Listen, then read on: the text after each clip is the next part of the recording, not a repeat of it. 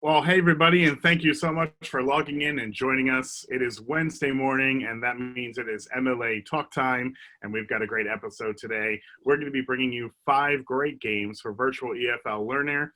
Once again, my name is Carson. I'm the COO of MLA, and thanks for coming back with us every Wednesday. If I look a little bit different today, I'm the same guy. I just got a haircut the first time in 11 weeks. So life is starting to come back to normal, but thank you all for scheduling this into your weeks. We really do appreciate it. Hey, Tanya, how are you doing over in London? How was life over? Great. Loving your haircut, Carson. I think it's fantastic. It looks really good. It's been really interesting, the amount of people in the family and friends and neighbors that I've seen with the wild hair that's been growing. How about for any of you out there? Have you seen the same? Are you desperate to get a haircut? Hairdressers here very much closed, so unfortunately no haircuts allowed. But yeah, London's good. It's going well, slowly opening up again. I think, as I asked most of you out there as well, are schools opened in your countries, in your cities? How about in the States, Carson? Are the schools opened up again? Yeah, so actually we're right at the end of most typical school years. So a lot of public schools and private schools in the United States would be just letting out right now for the summer semester or for the summer break or summer holidays, if you will. So most schools have not reopened because they're just taking advantage of the extended break time here. But we are hearing a lot of news now about how schools are looking to reopen in late August or early September. So it looks like there's going to be some positive momentum going in that direction. However, and I think why our webinars are still so relevant and important, I think we are still learning that virtual EFL and virtual teaching is going to be with us for some time. So even though we may start going back to some type of in-person learning, there still may be an opportunity for us to do virtual learning, virtual teaching in the near future. And I think people are planning on that as next November and the winter comes in. Yeah, I would agree. I mean, there's been lots of talk here about, you know, making schools in the UK, state schools, probably like most of you teach in or are working in or involved in, making them more digital, you know, worrying about the fact that come September, October, things may not have been completely disappeared. So how are we going to make it interactive and keep our standards of education high as well? So there's definitely conversation taking place here at the moment. So henceforth our 5 exciting games that we want to get you involved in today. Yeah. And just talking about virtual learning, we have some exciting news. Our first class of MLA English Live, the virtual summer school by MLA, is going to be starting this coming Monday, June 15th. We've enrolled our first class. So we've had people sign up from MLAworld.com, and they're going to be getting together for our virtual family orientation on Friday to get into our platform, and then starting their virtual language course starting from next week. So that's really exciting. We're going to be running these courses all throughout the summertime. So if you need more information on that, visit MLAworld.com or send me a message, and we'll be happy to get you some information on how your students can take virtual learning to the next level during their summer holidays with MLA English Live. So said that, let's go ahead and get into our actual topic today, and let's go over our aims. So again, I think, as I stressed, and I think we've both, myself and Carson, have stressed it, you know, that actually being online, being digital is part of our new world. So having games that we can play online, because again, keeping students' attention, every week we emphasize this. And games is so much fun. And it's not just a game, it's actually getting knowledge, impairing knowledge, extracting knowledge. So I think it is a key area, and keeping attention. So games, lots of fun. We want you to get involved today, okay? So we have lots of fun activities for us to play, and you can hopefully take away and use in all of your lessons. Yeah, so just a reminder, I think we've all become very accustomed to Zoom and webinars, but there's going to be 2 types of participation today. Obviously, we're very active in our chat, so when we ask you to put something into our chat, please go into that section and write us your answers.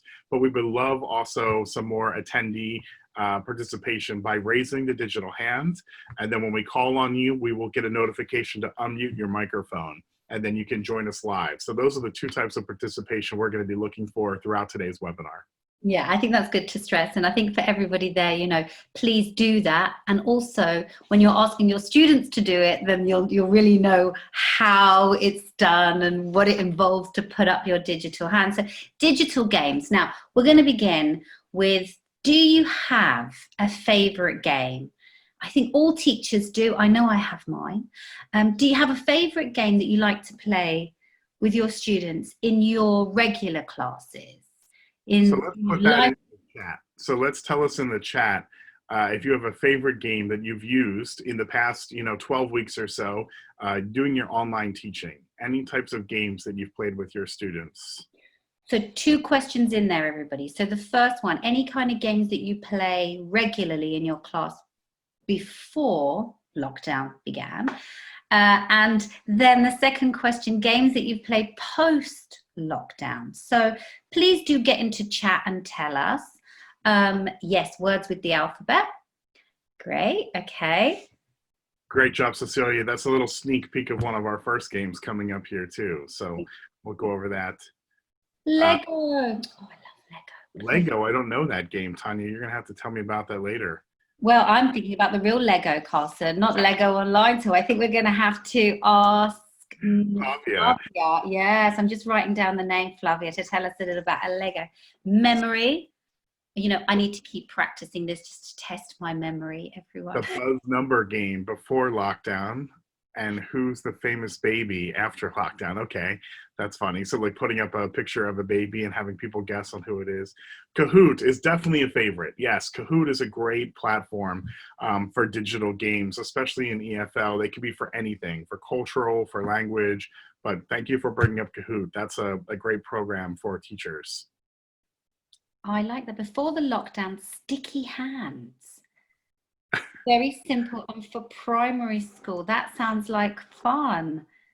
Lots of great games going in here. Awesome. All right, super. Well, thank you so much for participating on that chat there. So we'll come back to you guys and we'll try to do that. Hangman, excellent game for virtual learning too. That's a lot of fun. So, oh, Lucia, do you know that is one of my favorite games? I think every class I've played it with the kids and they literally get so competitive. I try to hang them, they try to hang me. They always want to hang the teacher. It's so much fun to hang the teacher, But yeah, always a great game. Great for idioms, expressions, vocabulary, depending on levels. So you already have a fantastic bag of games. These are the 5 games that we've kind of pulled out today to play with you and to practice as well, to show you some different ways that they can be used for various lessons. So, of course, I think someone mentioned this earlier, our little sneak preview, which was A to Z. Not going to give too much more. Or Z, as we say in the United States. Love that, yeah, exactly. Z or Z. It'll be very interesting to hear what most of our panel out there actually use. Do they say Z? Do they say Z? B, dictation. Oh, look, we have some people already involving us in the chat, which is great. Z, yes, the British English. Come on, which one was it? The British or the American English? We can get competitive, myself and Carson here, can't we, Carson? It'd be fun. 2, dictation, a really good game and can be used in so many different ways. We've got a couple of examples today for you. Another one of my favorites, spot the difference. So much fun. True or false, I think that's self-explanatory. True or false, quite simple there. We could have the grey area in the middle as well, but we'll just go with true or false. And we have sentence tag as well. So there are 5 games that we are going to play today. And you might be familiar with some of these games, but we're going to hopefully give you some tips on how you can adapt them to the virtual classroom as well. So that's what we're here for today. So we've got lots to cover. So without further ado, let's go ahead into game number 1. So A to Z. Now, Carson is going to be controlling the chat. Now, you are just like the students here. He will type a letter. When he types the letter, you begin by adding words beginning with that letter. When Carson says stop or types stop, no more letters or words are accepted after, okay? If everybody understands the rules, please say yes in chat. Just test you that you're all listening, paying attention. Good students, so good. It's great. I like yup as well, which is another version of yes. That's fine. Yes, there is a specific subject. Very good point. But I like to check that we understand the rules first before we move to the subject. So the subject is a nice international one for us all, travel. What we're going to look at is interesting places to visit. It could be a place to visit in your town, your city, your country, or in the world. So it's very international here.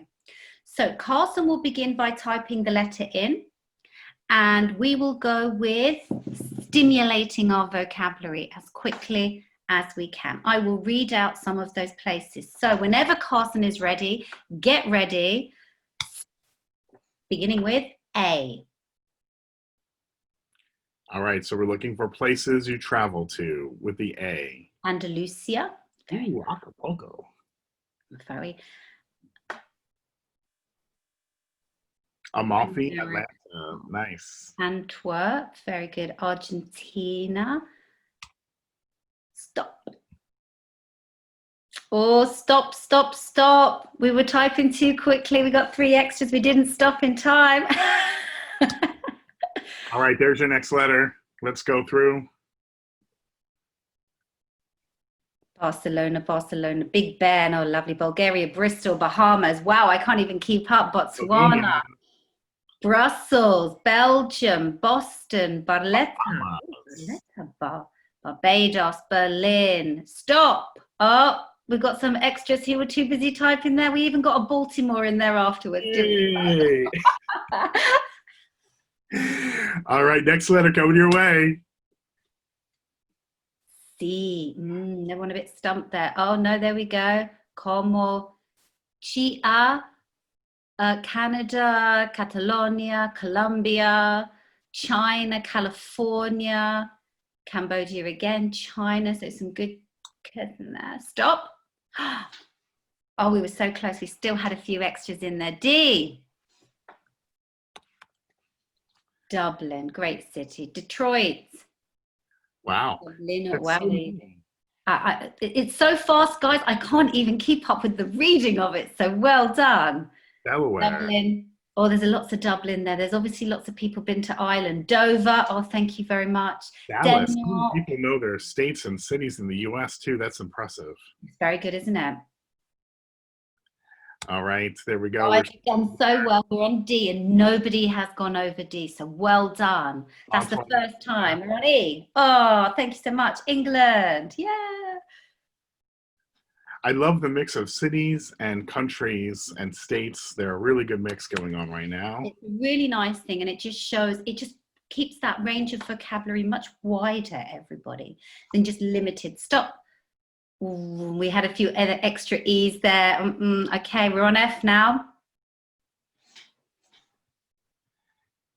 Finland, Florence and France are popular, and Florida. It's like a tongue twister saying those ones together. We're in the good part of the alphabet right now, so we're going to jump forward in the alphabet, I think, to get to the harder part.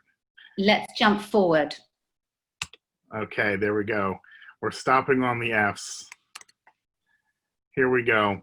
We're going to jump forward in our alphabet here to some of the harder parts, see if we can stump you all.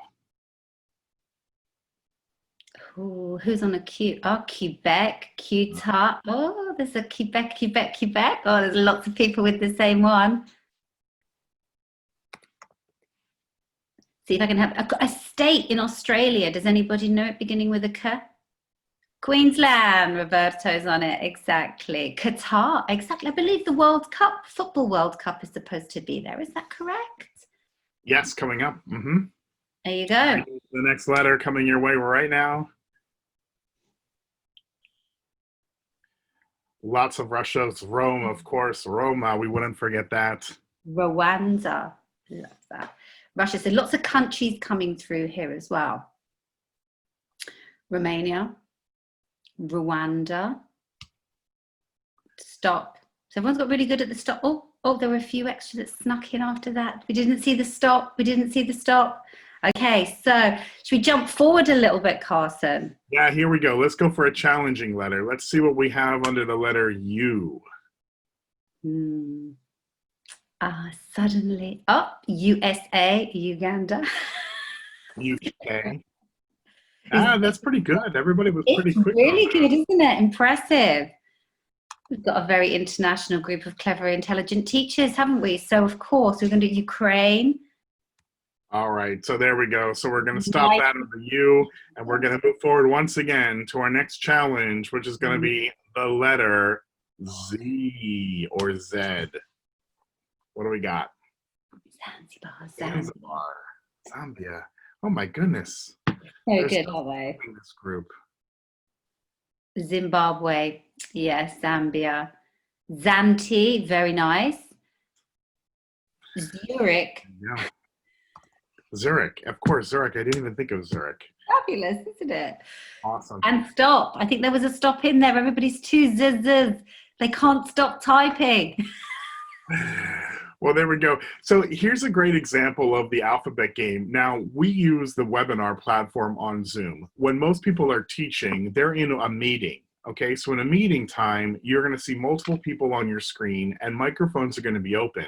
So using the chat function for this not only helps them with spelling, but it also then will help them to control people talking over each other. So by able to do this in the chat function of your online platform, whether it's Zoom or whether it's Google Hangouts or Classrooms, or even if you're doing it on Skype, you always have that chat feature. So we would definitely like to play this game inside of there.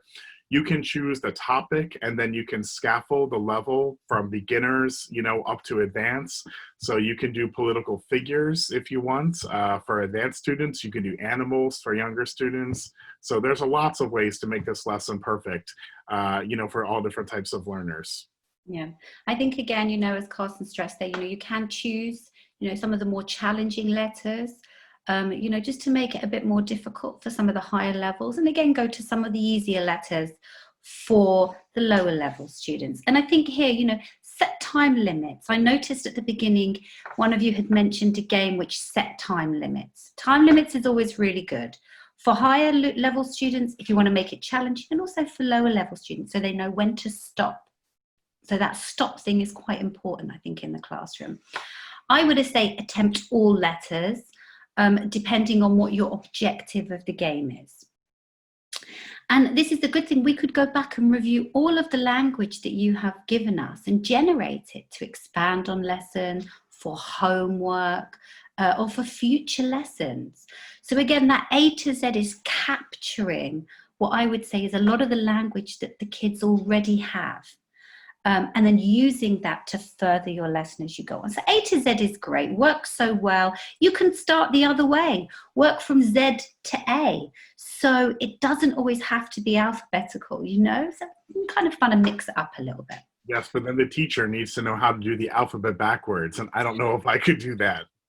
Or we could challenge them all now, Carson, to see if they could do it. They're all furiously writing down the alphabet the other way around. I have a hard enough going the front ways. So we're going to move on to our next game, which is dictation. Now you will need a pen and paper for this. So please make sure, we'll give you a couple of minutes. I'm assuming as teachers you already have pen and paper, but you never know. I always have a pen and I always have paper. It's me, I'm always here with it, just in case. So please get yourself pen and paper. And this is an opportunity here using dictation for the students to write down, and then an opportunity for them to share on their camera what they wrote down so they could hold it up onto the screen.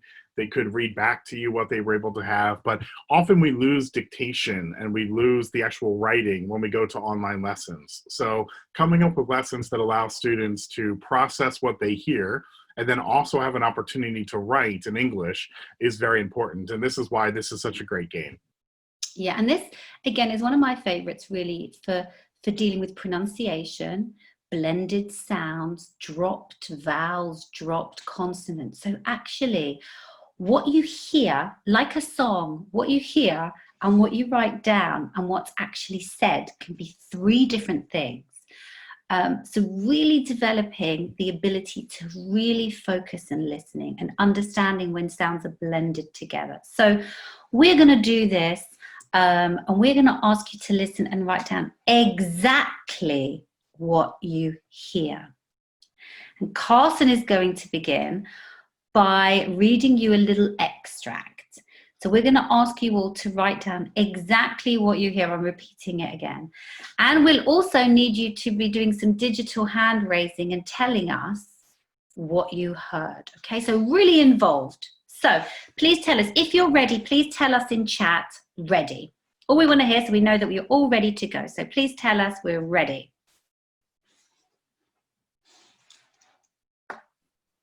All right. It looks like we've got a good group. So that's great. So here we go. I'm going to read my excerpt, and then I'm going to wait for somebody to raise the digital hand, and they can repeat back to me exactly what you've heard. So here we go. I have a dream that one day this nation will rise up and live out the true meaning of its creed. We hold these truths to be self-evident, that all men are created equal.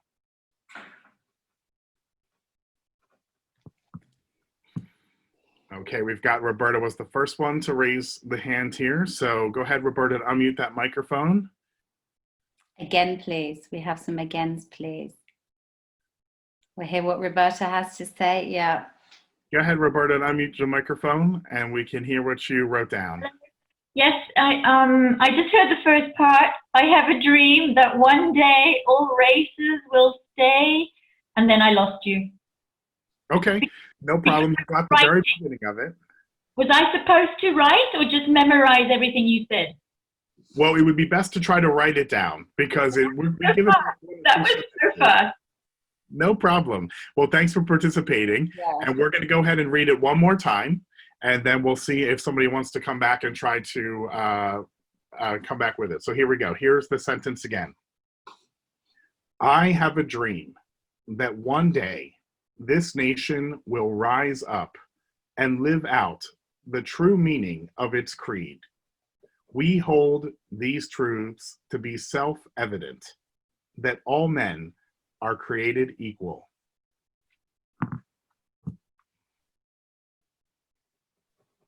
All right, so let's wait for somebody to raise their hand here. Let's see how close we can get. We have Maria. Hi, Maria. Go ahead and unmute the microphone.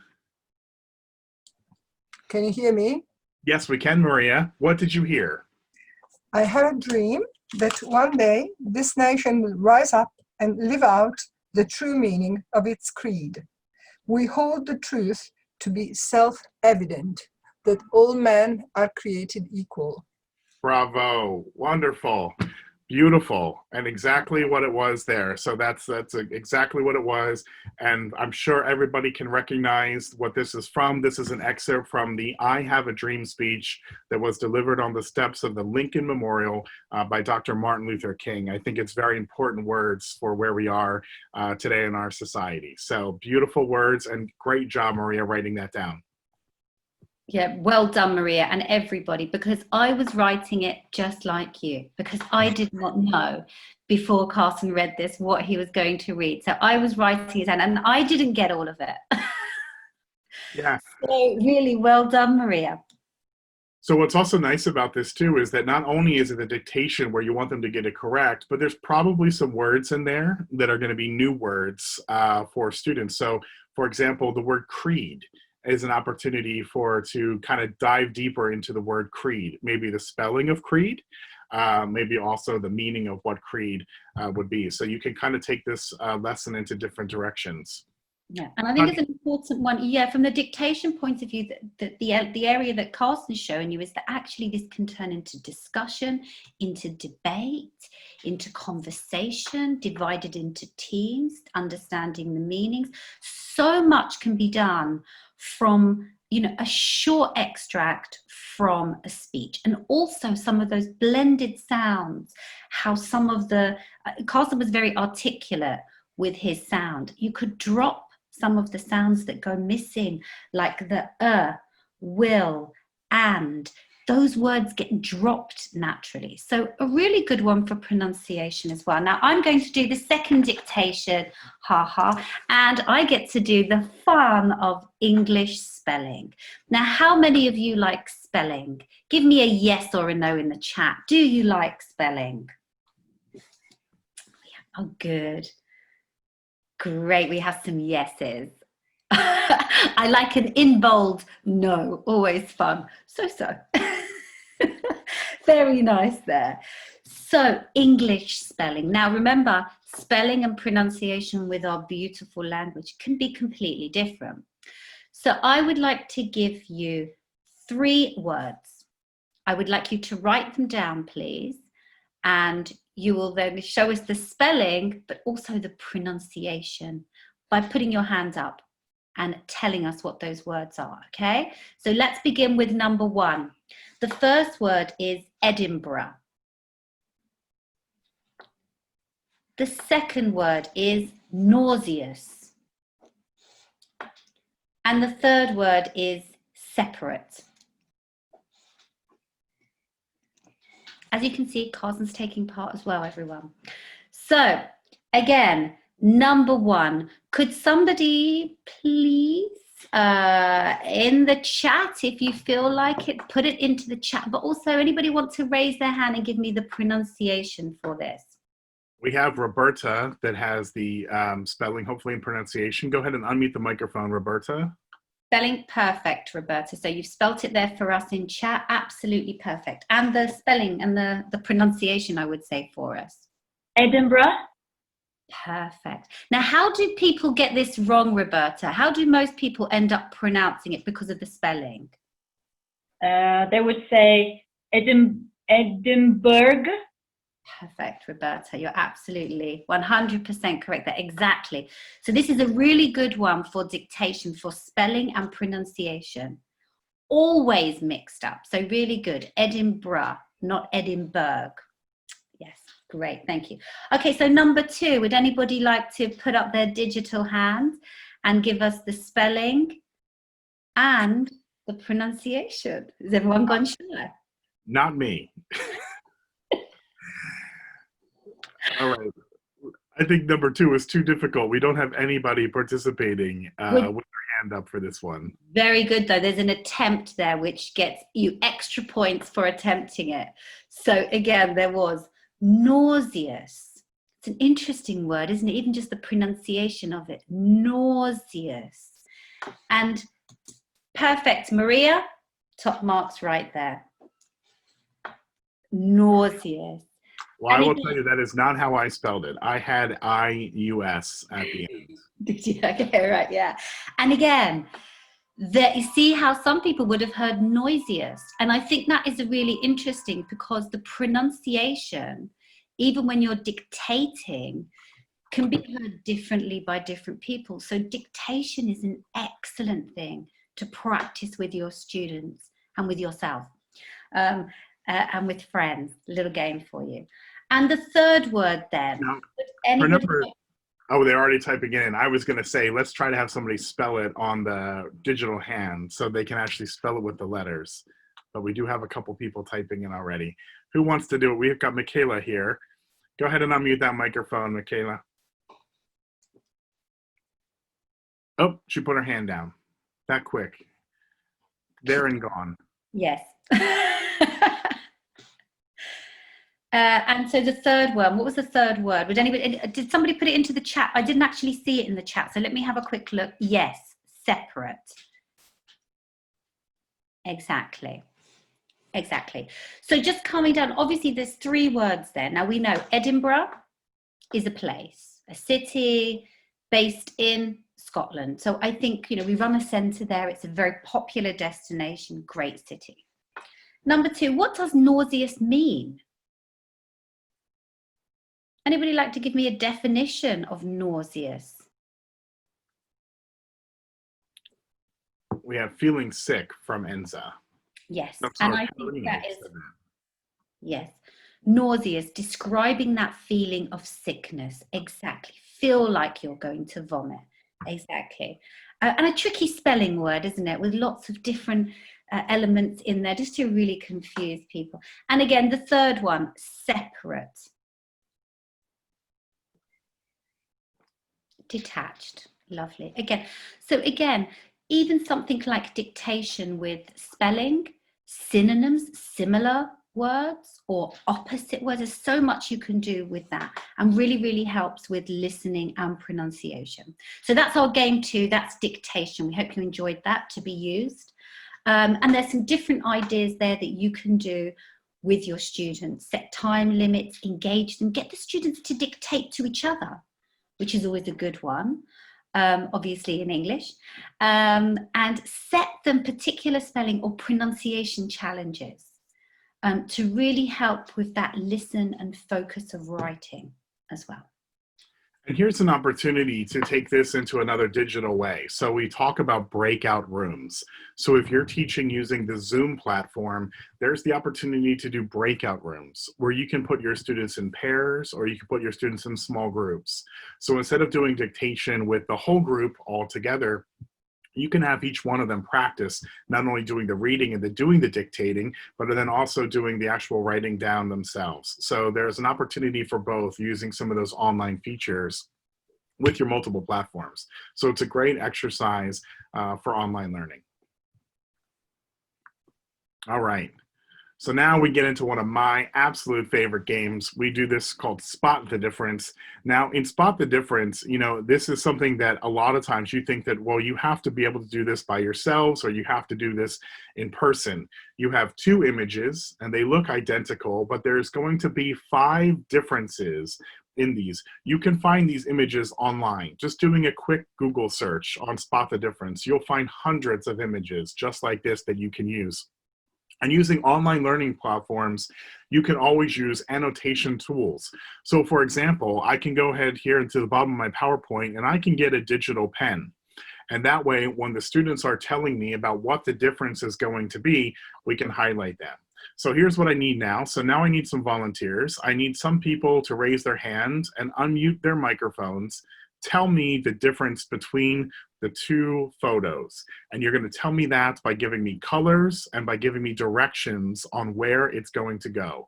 So let's see, Cecilia raised her hand. Let's see if Cecilia can give me one of the differences. Good morning, can you hear me? Yes, Cecilia, how are you? Good, and you, how about you? I'm doing well, thank you. Nice. All right, so here I am with my pen. So tell me where you see the difference in the first image. On the first one, the 2 yellow ones, like, I don't know if they are, yes, apples or yes. All right, there we go. The So you second one, oh yes. You found 2 of them here and it's missing over on this one. All right, perfect. Thank you, Cecilia. Appreciate you helping. Bye. All right, who else can raise their hand and can spot the next difference? We have Enza. All right, Enza, go ahead and unmute that microphone and tell us the next difference in our Spot the Difference challenge today. Hi, Enza, can you unmute the microphone on your Zoom app? Okay, can you hear Yes, me? I can hear you, yes. Okay, there is a yellow apple in the first image. On the right, there are 2 red apples, I suppose. Perfect, okay, so you spotted the yellow apple. Yeah, As opposed and to the red having one. the red apple. Excellent. Yeah. And you told me that it was on the top, so you used great directions on that. Thank you very much. That's excellent, Enza. Appreciate you helping today. Thank you. All right, we've got a couple more here, so let's go on to, looks like Valeria has raised her hand. Hi, Valeria. Go ahead and unmute your microphone.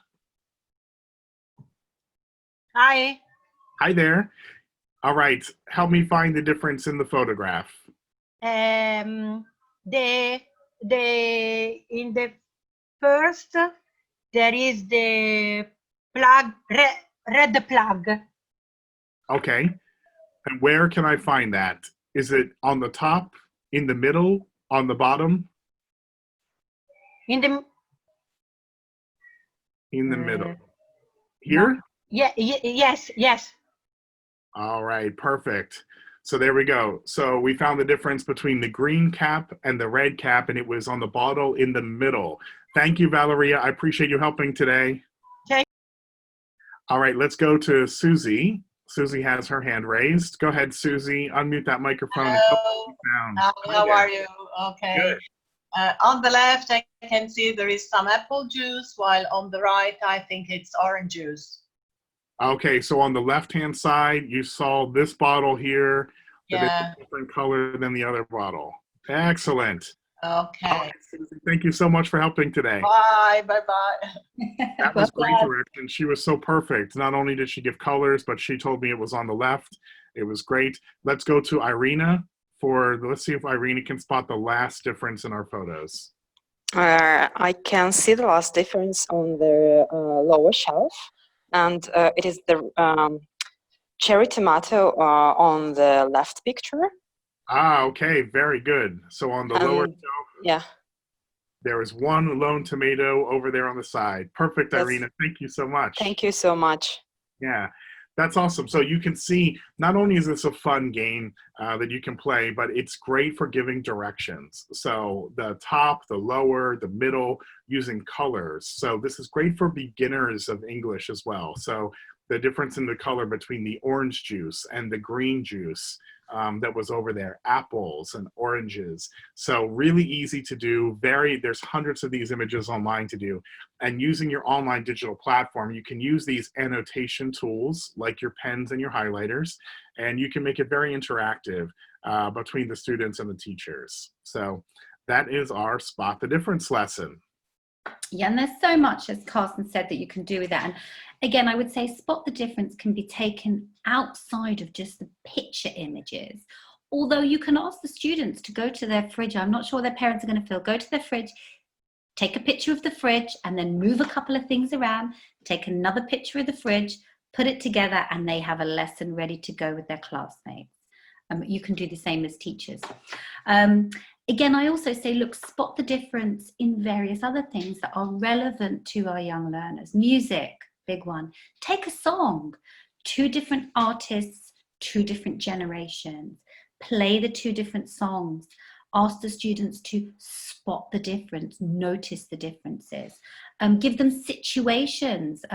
We were discussing, look, a political situation. You could give them the President of New Zealand and their current situation, and the UK and their current situation. Different situations and different outcomes. In a shop, in a restaurant, in a cafe, there's so many different ways. And they get to spot the difference. And as I said, the final one where they get to create their own Spot the Difference. Always fun, always. All right, here we go. Everybody's favorite game, right? So true and false can be easily played inside of a classroom, but how do we adapt this for the digital learning? Again, you can do this in breakout rooms with students in small groups or individuals, or you can do it in the whole group. So very simply, you want somebody to come up with something about them that's either a true statement or a false statement, and then you want them to go ahead and write that into the chat, or you want them to raise their hand and tell you if the statement is true or false. So for example, and we could do a very quick one now, I can begin with a simple fact about myself, really good for all levels. So what do you think, everyone? True or false? I wasn't born in London. True or false? Please join me on the chat and tell me I wasn't born in London. It's a mixed bag there, 2 truths, 2 falses. Well, and I will have to tell you that, of course, it's false. I was born in London. Born in London, schooled in London, university in London. So, bit of a London girl, I like to call myself sometimes. Carson, how about you? Give us a true or false and let's see. Yeah, sure. I graduated from New York University with a political science degree in 2003.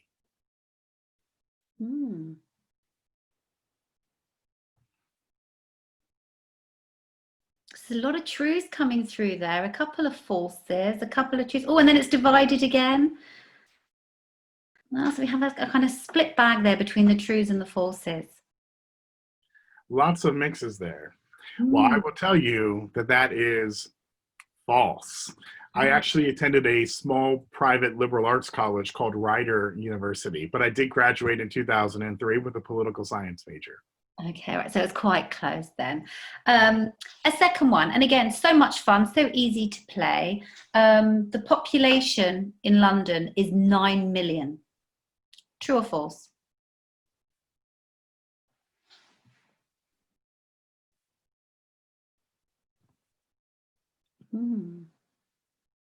Carson, what do you think about this while they're there typing? Do you know what the population of London is?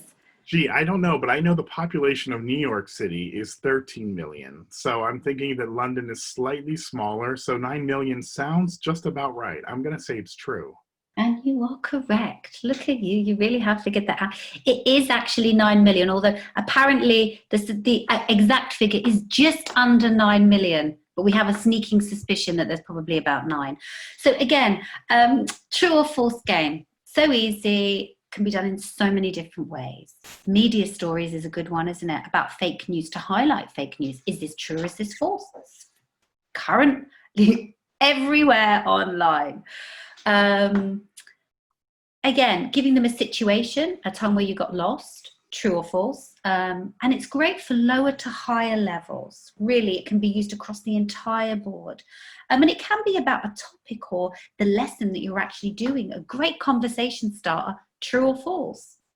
Yeah, lots of ways to adapt it as well. So there's current variations on this where you ask them to come up with 3 statements, and 2 of the statements are going to be true and 1 statement is going to be false, and then they have to identify which one of the statements is going to be false. So lots of variations out there for true or false, but can be a great interactive game.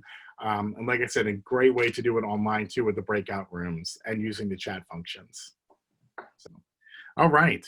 So let's see, we've got enough time for our very last game here, which is sentence tag. So go ahead, Tanya, explain us our sentence tag. So sentence tag is when we tag you, or maybe we pick one of you, or you raise your digital hand. And what we do is we ask you to create the next line of the story. And we want to build up a little story here in sentence tag. So we will start in the chat. We will start with a chat and Carson will begin. We would like one of you to continue with the next line. Please stop, don't go too quickly. Have a look, read what the second line is, and then add the following story to it. So we're going to build a little story up by those sentences. Is that clear? We're all good to go.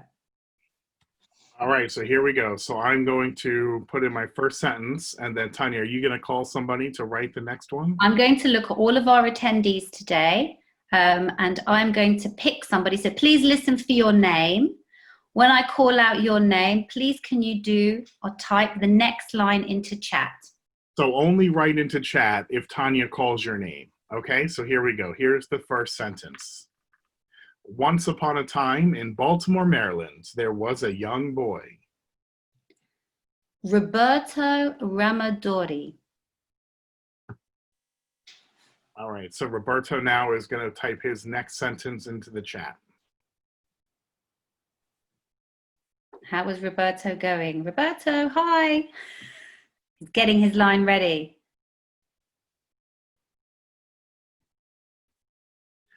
Now, this is a little bit more challenging because we're using a webinar and not a meeting. So if you were in a meeting, you would be able to see Roberto. We would know that Roberto is feverishly typing away on his next sentence for this. So this does work much better in the online classroom than it does on the webinar. But let's see what we can come up with. In a class, you do get to select specific students. And I think it is quite a good area to work on. So maybe the students who are a little bit quieter or maybe not as interactive, it's good to get them involved in this. Let's move on then. If Roberto hasn't answered, let's pick somebody else to tag. How are we doing with Roberto? Is he there? Okay, so Cecilia Munoz. I hope I'm saying the names correctly. Please forgive me. Cecilia. Cecilia Munez from Mexico City, our friend down in Mexico City. Cecilia. Please add another line into our story there. How are we doing?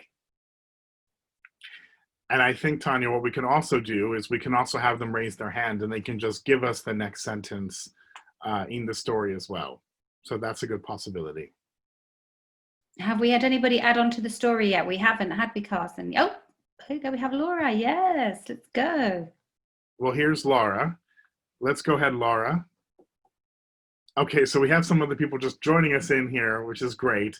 They're helping us along here during our moment. So we have, he was a little blonde-haired boy. His name was Tom, and he was 30 years old. I love that 30 is still a very young boy, so that's good. All right, so we've got Laura on the chat here. Hey, Laura, go ahead and unmute your microphone. Laura Gabasio, go ahead and unmute the microphone for us on the Zoom. Or if anybody else wants to join us on to the Zoom here with raising your hands. Oh, here's Roberto. Roberto's with us. He was living with 2 sisters and a little dog named Leela. Oh, I love that. That's awesome. A young blonde boy with blue eyes. And so we continue to expand on the story. Hi, Laura. And what's the next sentence of our story? And he loved sports very much. So he always went jogging with his dog. Excellent. I love that, Laura. Perfect. Thank you so much for joining us. So there we go. So he loves sports and he went on joggings with his dogs. And I've typed that in so we can see that. Now, obviously, as I said, you know, we can pick certain students to do this. You can ask them to raise their hand. They can add on to this. And I think the key thing here is that we can build a little interactive story with everybody giving input into the story. And I do think the tag aspect of picking out specific students is a really good one to build on. And we can continue our story for next week, I think. So we would ask you all to come back and continue what happened to the little blonde boy from Maryland who liked to go jogging with his dog. And his name was Tom. Thank you so much. And his dog Leela. So here again, it's the idea of sentence tag and how many different things we can do with this. We can continue to build on it so much. It's a really good one because it can be used for grammar. I quite like this as a grammar target for tenses, conditionals, reported speech. Starting a story with last weekend, starting a story with today, starting a story with next year. You instantly get to practice those grammar tenses. Conditionals, you know, what he dreamed about doing if he could. Reported speech, always good. I would say a little bit of gossiping here, you know, what my friend told me about my boss was blah, blah, blah, blah, blah, which can always be fun and develop into other conversations. It develops, it generates language with speed, but you have to have more control. And so it's a really good factor to build on here. I see everybody is still really into the story, and I really like that because it's so much fun. Once you get going, it's very difficult to stop because you become engaged with it, which is the idea. So really, it's that initial setup. Don't panic if people don't respond straight away. Everyone will get into the story, and as they do, the conversation starts and the story begins. So sentence tag, our final game for you with Tom, and I believe he now has ugly sisters and nasty and made fun of him, and the wizard, the magical part of the story begins. Everybody, Carson, look, and we're off.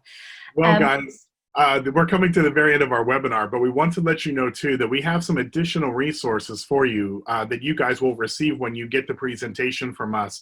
The British Council has an entire area dedicated to fun and games. So we've hyperlinked that there for you. It's really great. It has language games of all different levels. I'm sure you've probably used it before, but if not, go ahead and click that link tomorrow when you get the presentation to discover all those different things. There's also a book that you can find at all of our MLA centers in the MLA library that we encourage our teachers to use. That is Starting and Ending Lessons. It's by Naomi Mayor. Did I say that right, Tanya? You did. You got that perfectly right there. Great pronunciation, Carson.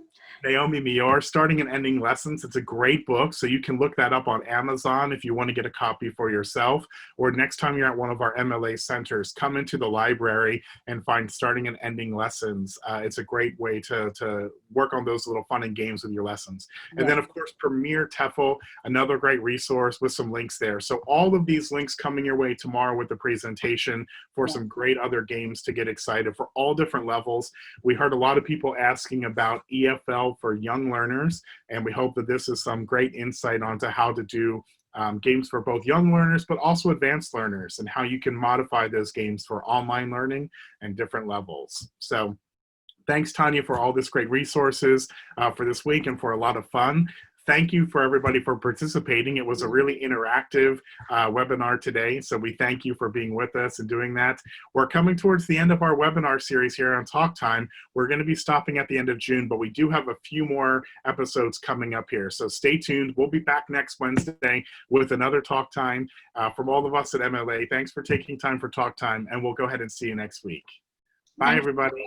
Take care. Take care of yourself. See you next week.